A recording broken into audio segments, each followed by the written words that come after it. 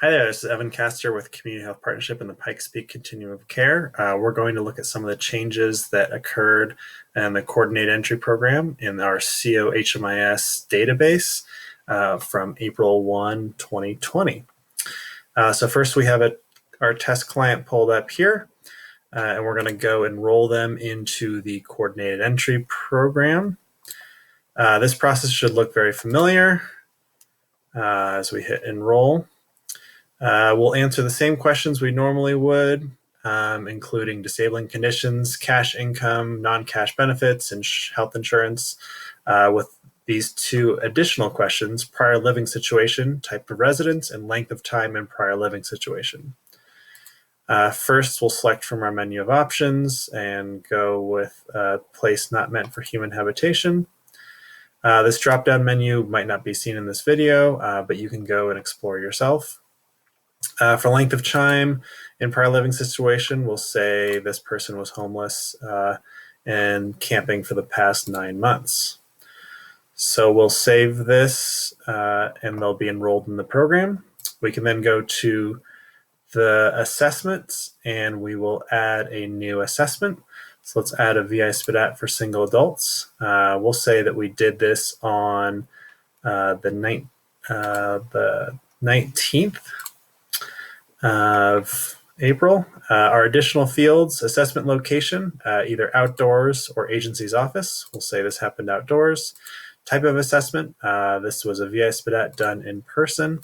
And then assessment level. We'll always select housing needs assessment. The VI SPDAT tool is a housing needs assessment tool, not a crisis needs assessment.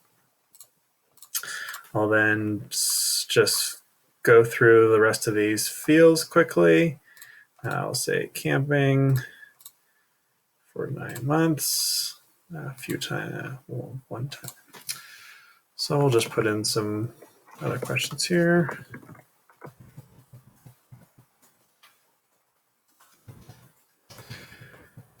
All right.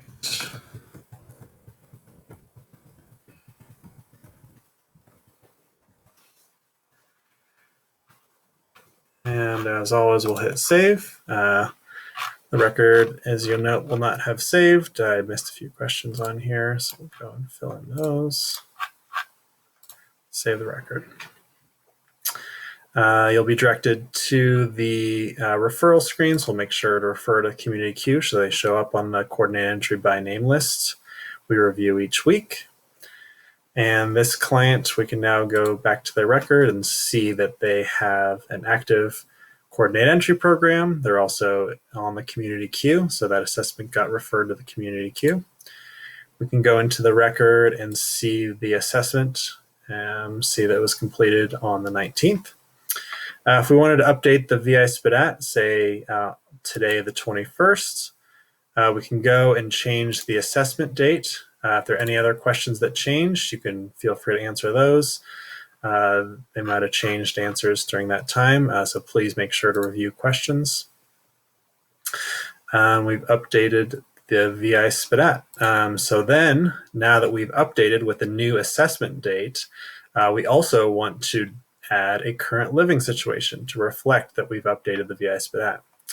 So you can start under the Assessments tab, click on Current Living Situation, make sure to include all clients in the Coordinated Entry Program. This one just has one. And you'll be directed to the Current Living Situation Assessment. Say this day of contact's the 21st. Again, our options are the list of HUD housing destinations. So we'll include place not meant for human habitation. This is the more tricky part. We want to make sure we're selecting the correct COC. In this instance, we're from the Coordinated Entry Program. So CO504 is our COC. We'll drill down to the Coordinated Entry Program itself. You could also answer that you're part of a shelter program or outreach program. And we'll save here. Camping outside. All right. And then we can make sure, scroll down, see that the current living situation matches the VI SPDAT. And we are good to go. All right, these are the changes.